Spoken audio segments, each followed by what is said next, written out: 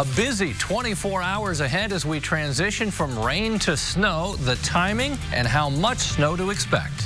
It's going to cause people to want to avoid the area altogether. The expansion of mass transit in Indianapolis is raising concern among businesses on the planned Blue Line. Why they say they're going to get squeezed out. And who really triggered a violent confrontation outside of a White Castle? The new pictures the defendant claims show a different side of the story. This is RTV6 News at 5, working for you. We begin now at 5 o'clock on alert as the rain we've been seeing throughout the day will eventually transition into snow. A winter weather advisory is out.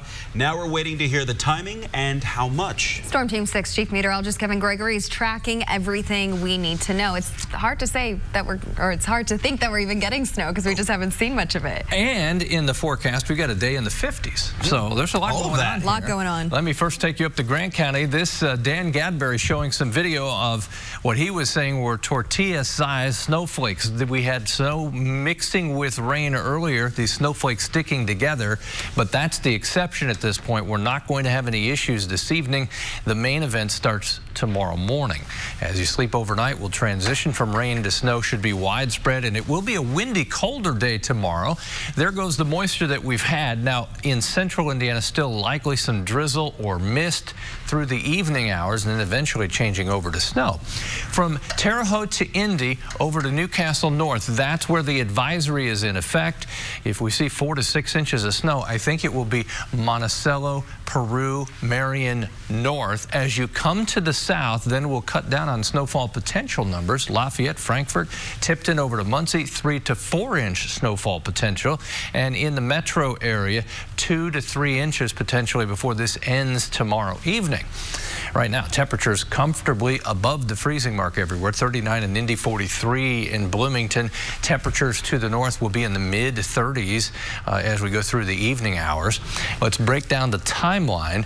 Green, it represents the rain shower activity. By the time we get to 11, see the pinks and blues starting to mix in? That would be a rain-snow mix at 11 o'clock tonight. While you sleep, we get a little more definition. A line there to the northwest of Terre Haute, Indy, and Muncie. This is at 7 a.m. should have all snow. From the south side of Indy, it's a mix of rain and snow changing to rain, but you'll see how the snow wins out mid-morning. Bloomington through Indy and Muncie at 10 a.m.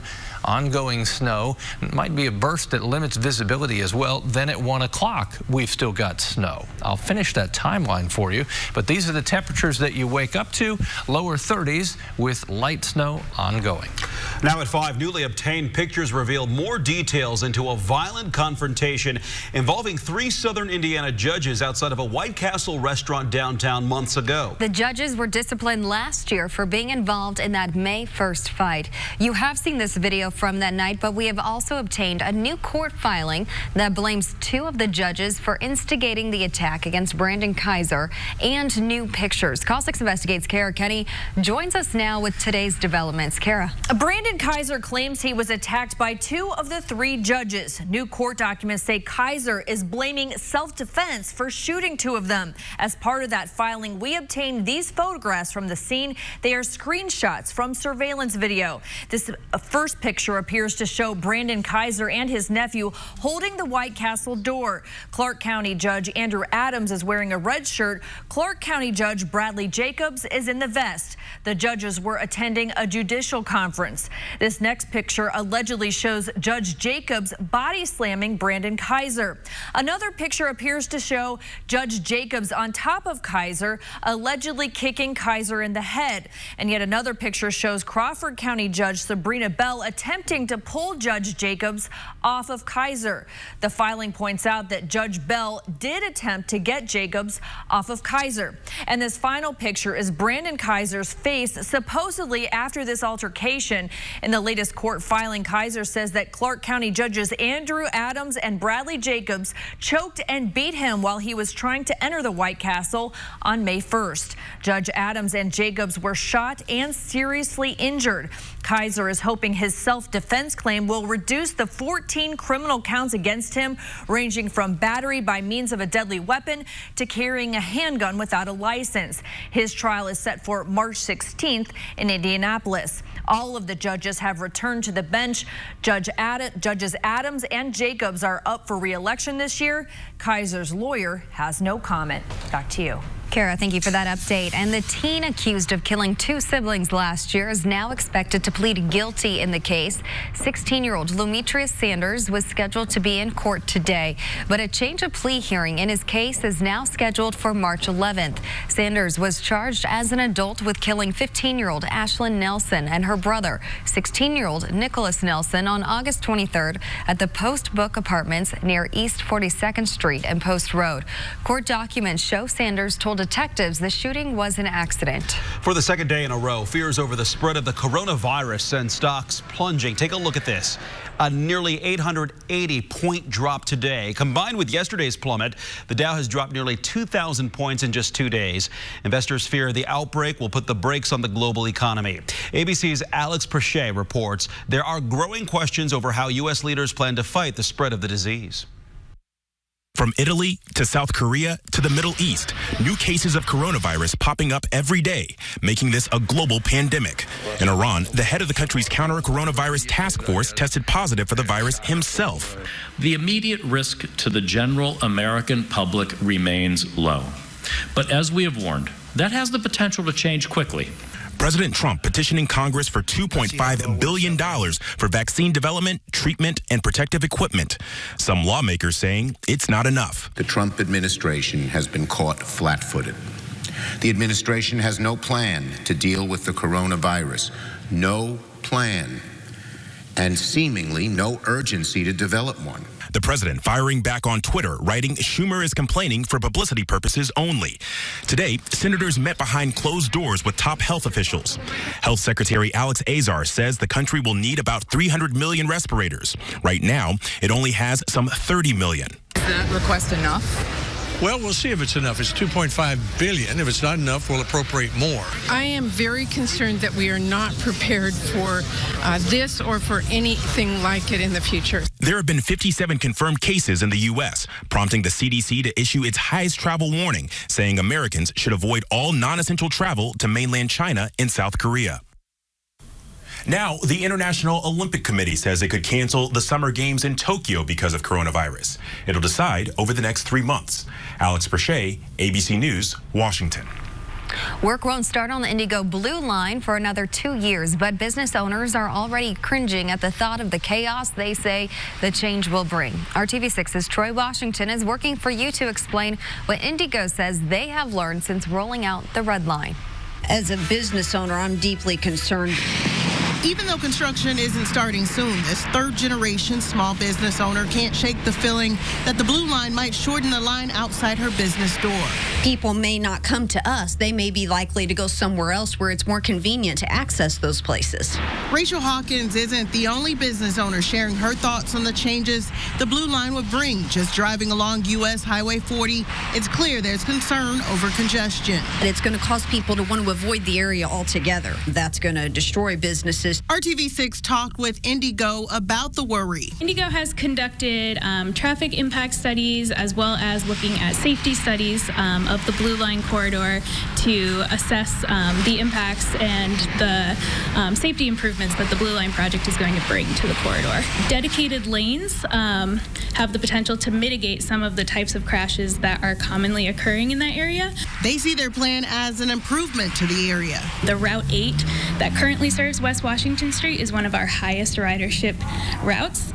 So we recognize that there is certainly a need for improved transit to help move people through that corridor more efficiently. For those who rely and depend on rapid transit, the Red Line, the Purple Line, and even the Blue Line all means improved accessibility. We caught up with Tyler Oldham during his daily commute. So I just moved here from Texas and I don't have a vehicle. For him, the idea of a growing bus system is exciting. Well, I was doing some research on the buses before I got here, and I heard about how there was kind of expanding it and stuff like that. And it's cool that I have an opportunity to get around the city a lot easier. Indigo says they'll keep listening to the community when it comes to improving the process of bringing in the lines and making them better. Working for you in Wayne Township, Troy Washington, RTV6. And new numbers out today from Indigo show an increase in ridership. Two numbers to look at here. First of all, the company says ridership was 8% higher in January of 2020 than the same time last year. In addition, ridership on the Red Line was 6% higher in January than in December. The Red Line began operating in September. Big racing news today as the calendar marches on toward the month of May. Fernando Alonso is going to give the Indianapolis 500 another try. Arrow McLaren SP announced today it's joining forces with the two-time Formula One champ for the 104th running of the Indy 500. This will also be Alonso's third month of May. Last year, he failed to qualify for the race driving for McLaren. He will join drivers Oliver Askew and Pato O'Ward as McLaren fields 3 cars for the race. New tonight on the Now Indy, hundreds of new opportunities for any of you out there needing some extra cash flow. The push to quickly fill these jobs before the spring rush. That's all new at 5:30. It's a very sad situation. We can do better. We really can. A dog credited with saving his owner's life in a house fire found neglected and sick. How a local rescue organization is working to connect pet owners with resources so they don't find themselves in similar situations. And it's rain tonight, snow tomorrow. You see the probabilities high through the afternoon, then dipping tomorrow evening. We'll talk about what comes after the snow as well. The 2020 Altima. A dog credited with saving his owner's life in a 2016 house fire found himself in need of some extra care. Leaders of a local animal shelter say they found him sick and hours away from death. RTV6's Megan Sanctorum spoke with them today as they work to spread a message to other pet owners in need that help is available. This is 15-year-old Romeo. We first introduced you to him in November of 2016. Firefighters say he woke his owner up after a fire at their Fletcher Avenue home where there were no working smoke alarms. Romeo and his owner were able to make it out okay, but after the fire, Romeo was bounced between homes. Leaders with a local rescue say the family was unable to care for him anymore, so they gave him to someone else. That person, too, found themselves in over their head, and Romeo's health quickly declined. That's when he was turned over to Leanne's Animal Rescue. Rescue leaders say he was malnourished, dehydrated, and had a severe infection. He brought me to tears immediately. He licked me, and I just immediately started tearing up because I could just feel his pain. It was unbelievable. Leanne Lawson has been caring for him for the past 3 weeks now and says he's been doing much better. But she doesn't want to see any other dogs go through what Romeo did. Just reach out, even if it's a Facebook post. I need help. You know, my dog doesn't have food, or I need help. My dog keeps getting pregnant. I will do anything in my power to get them spayed, to get them all microchips. I will provide food for anybody that can't feed their dog. People just have to reach out. Working for you, Megan Sanctorum, RTV6. Leanne's Animal Rescue has a list of resources for pet owners on their website. We have a link to that on ours at theindychannel.com. And we have some sad news to share out of Johnson County. A tragic accident claims the life of one beloved teenage girl who inspired a community through her courage and kind heart. Hope Parker died surrounded by family today, and her mother, Jennifer, writing, "Our light and love and our hope went to be with Jesus." Hope is the namesake for the gift shop, the Hope Gallery. We featured in Hiring Hoosiers. The nonprofit organization employs adults with special needs in Bargersville, teaching them skills for the workforce and giving them a place to belong. Hope was born with a heart defect and essentially half a heart, but that did not stop her from bringing joy to those around her. Hope endured at least 17 surgeries and several complications. She was unable to speak or use sign language, but she still managed to interact and inspire people around her. If you want to learn more about the Hope Gallery and the foundation started by this family, you can go to our story on the Hope Gallery on our website, hiringhoosiers.com. Colts owner Jim Irsay is pledging to help Hoosiers fighting addiction. He has pledged $1 million to the IU Health Foundation. The entire gift will be used to increase addiction services for people in need across Indiana. The foundation released a statement from IRSA that said, quote, addiction is terribly difficult for everyone involved, and it's important that people aren't shamed by this disease because shame kills, end quote. A 2018 study by IU found that 2 in 3 Hoosiers know someone who is struggling with addiction. Tomorrow is Ash Wednesday, the beginning of Lent for Christians around the world, the 40-day period leading up to Easter, and many will literally mark the day by getting ashes on their foreheads. If you can't attend a church service, there are some churches in central Indiana offering ashes to go. Christ Church Cathedral on the Circle will be distributing them at 8 a.m., 11 a.m., and 4 p.m. Northminster Presbyterian Church at 1660 Kessler Boulevard will be giving them out in the south parking lot from 4 to 6 p.m. And in Carmel, United Methodist Church will offer drive-through ashes from 6:30 a.m. to 9 a.m. at 612 South Range Line Road. And many people give up sweets or alcohol or do extra good works for Lent. But until then, there is partying to be done. It's Mardi Gras or Fat Tuesday, and there's no bigger party than in New Orleans. This is a live picture of Party Central Bourbon Street. It's packed with revelers.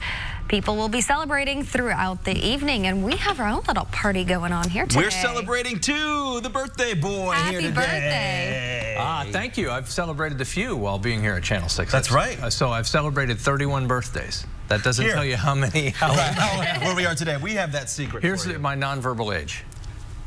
There, now it's clear, right? 55. Yeah. That's how old I am. As far as speechless there, huh? I was going to say, as far as my maturity, that's a different story. All right, let's go back. Northern Illinois, northern Indiana, we've already transitioned to some snow. That's the cold side of this storm system. So as this moves away to the northeast, it will drag the colder air in, and we'll see an expansion of showers first tonight and then snow during the day tomorrow. Other than some drizzle or light showers, we're dry for the next few hours across central Indiana. 44 in Bedford. You'll see in this forecast, we've got some cold temperatures, but we really bounce back early next week with temperatures in the 50s, 36 in Richmond right now, and 39 in the metro area. Say hello to Della. Della, ready for a walk? And maybe likes snow. You should be able to, tomorrow night, Della, leave at least 4 paw prints in the snow. Thanks to Daryl Wishmeyer for sharing the picture. And Della, keep smiling. We'll have some rain mixing with snow later tonight, but it's a dry evening other than those light showers. Widespread snow arrives in the morning tomorrow, and we'll have winds increase in the afternoon. Those winds will gust to 30 miles per hour by tomorrow evening. As I broke down off the top of the newscast, 3 to 4 inches north of Indianapolis, some isolated higher amounts, right along Interstate 70. In the metro area, 2 to 3 inches, and then less as you go to the south and east. That's our latest thinking. Of course, maybe updates here as we go through the next 12 hours.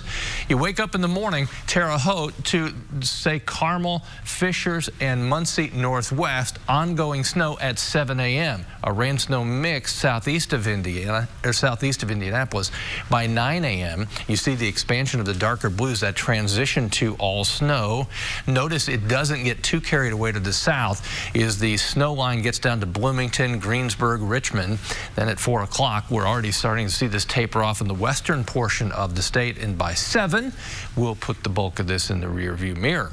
As far as our temperatures through the day, they won't change much. Lower 30s through the day. That helps on roadways. I think with some melting, temperatures will go below freezing, though, tomorrow night. There's your strong, cold north wind.